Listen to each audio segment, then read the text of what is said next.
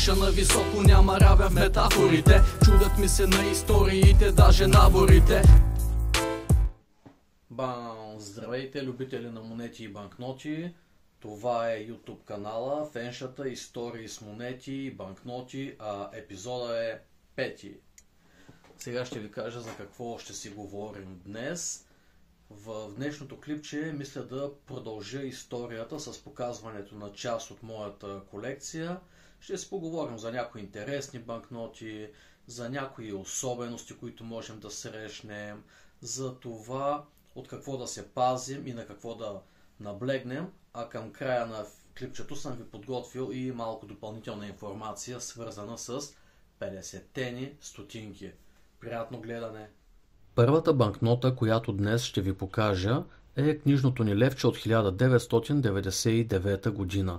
Знам, че много от вас го помнят, но има и няколко интересни неща около неговото съществуване. Нищо, че от 1999-та 2002 вече се пуснаха металните левчета, но книжното официално си беше в циркулация до 2015. Да, последните 5, 6, 7 години изобщо не се срещаше, така че можем да кажем минали са близо 15 години от последната му реална употреба. Редовно ми показват и такива левчета и питат струва ли нещо. Ами какво да струва? Виждате, сега сравнете моето левче и тези, които може би много от вас имат. Едното струва, да, доста, моето, а другите не чак толкова. Но както и да е. На него е изобразен Свети Иван Рилски, небесния закрилник на българите, а на обратната страна е Рилския манастир, заедно с чердаците и основната църква. Следващата банкнота, която искам да ви покажа, е малко по-старичка. Не е чисто нова като левчето, но пък е много по-ценна. Тя е от 1929 година и ми е подарък. На обратната страна подемам и продължавам историята с Рила.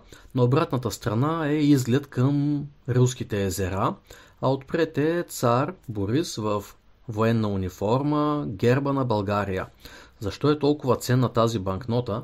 Защото въпреки, че и циркулира много кратко, банката я изкупва и се оставя само 200 броя. Та дори в това състояние тя струва наистина доста. Тази е в още по-ужасно състояние. Тя също ми е подарък от 1940 година. Тази страна, лицевата, прилича малко на онази от 29-та, но на обратната страна сега ще видите какво е изобразено. Там е изобразен един орач, който си върши кърската работа с един плуг и впрегнати 2 вола. Също е много трудна банкнота, защото от нея банката се запазва само 500 бройки, а останалите ги унищожава. Друга интересна банкнотка от моята скромна колекцийка е и този маник. Годината е 1947, това е синкавата 20-левка. Има, кажи рече същата, само че е жълта, тя е от 50-та година. Изобразена е сградата на БНБ и е толкова мъничка, че много често аз се сравнявам с банкнотка от Монополи. Вижте, когато я наложа до една съвременна 20-левка, колко мънички са тези банкнотки. Направо си приличат на някакви от Монополи или банкнотка за игра. Интересното при тях е, че номерата много често са еднакви на много банкноти, така че тук изобщо не говорим за уникални такива.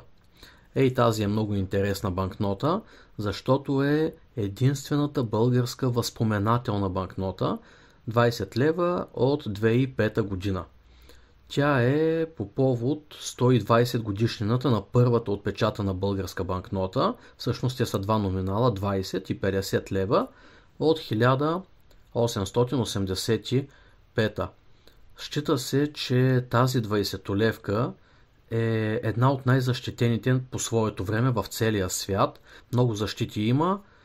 Тя си е оборотна, но едва ли някой от вас е срещал в магазините или да я е получавал като ресто. Иначе има всякакви стилизирани елементи и всякакви защити. Има Verify всъщност, извинете. Водния знак видяхте изправен лъв, стилизирана сграда на БНБ и още. Юбилейна монета, която от 2 години вече е изтеглена от обращения, струва към 40 лева в момента. Тези десетачки, които виждате и съм подредил, всъщност са си много различни. Те са от 99-та, от 2008, от 2020, съответно петолевки 99-та, 2009-та, 2020. Всичките са не циркулирали, като в момента 99-та е почти невъзможно да се намери. Тази хубавица, която ви показвам, ми е подарък. Имам 1 и 2 лева, това е двулевката, сребро от 1920 година. Не знам дали забелязахте, но на предишната, която ви показах, на юбилейната, на възпоменателната 20-левка, имаше паметник на седнала жена. Всъщност паметника е същия, който е изобразен на тази банкнотка 1920 година. На 1 лев на обратната страна виждате старата сграда на БНБ. Ето я.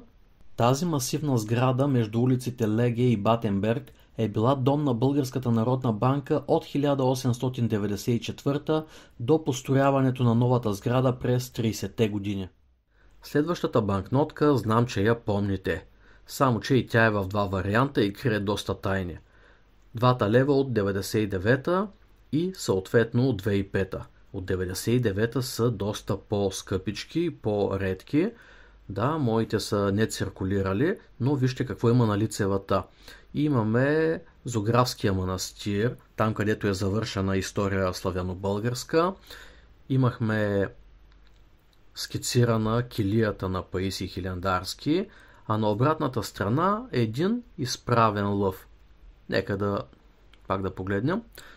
Основното е, че имаме един изправен лъв и факсимиле от Зографския препис на история славяно-българска. Особен интерес за мен представлява, че когато завъртя странично лъва, вътре има микротекст, който изобразява, сега ще видите, имената на български владетели от различните царства. Тук бях открил една грешка, която през 2005 се поправи, като видях на банкнотите. Времето за управление на Симеон Велики, Златния век, беше с разменени години. Вместо от 893 до 927 година имаше печатна грешка и 2 числа бяха разменени в годините. Но при 2005 това нещо го няма. Иначе зад факсимилето имаме Калояновия пръстен, виждате до палеца ми отляво се вижда, и скицирани 3 български средновековни монети. Много обичана банкнота. Тя беше до 2021 официално в обращение, но тъй като от 2015 имаме металната двулевка, последните 7-8 години почти не се срещаше. Обещах ви като за финал да ви разкажа за 50-те стотинки. Тези от 99-та са тези, които са в обращение и всеки един от нас има в джобовете си. Само, че има и още няколко 50 стотинки, които бяха пускани по различни поводи. През 2004 в тираж 1 милион е отсечена тази България в НАТО. Тъй като тиража 1 милион, тя все още се среща понякога. Не циркулирали от тези юбилейните, интересните, не циркулирали струват около 4-5 лева. През 2005 година се отсече в тираж 500 000 монетката Европейски съюз. Ето как изглежда тя. Да, много е интересна. Цената е абсолютно идентична като на 2004. На 2007 е същата цена. Тя е България в Европейски съюз и виждате как изглежда с кирилица. Освен тези 4 монети 50 стотинки, има една друга, която е в тираж само 10 000. Тя няма как да попадне случайно във вас, защото е част от колекционерския лот, последния Мат Гланцов, който излезе преди 23 години. Сега ще ви я покажа, няма да я вадя от моя лот, но ето как изглежда тя. Виждате, голяма красавица е. 2002 година, виждате Мат Гланц. Напомням ви, че ако ви харесва съдържанието на моите клипове и историите, които разказвам, ще ми бъде много приятно да се абонирате за канала ми тук в YouTube или да ме последвате в TikTok Феншата. Фенша на високо, няма равен в метафорите. Чудят ми се на историите, даже наворите.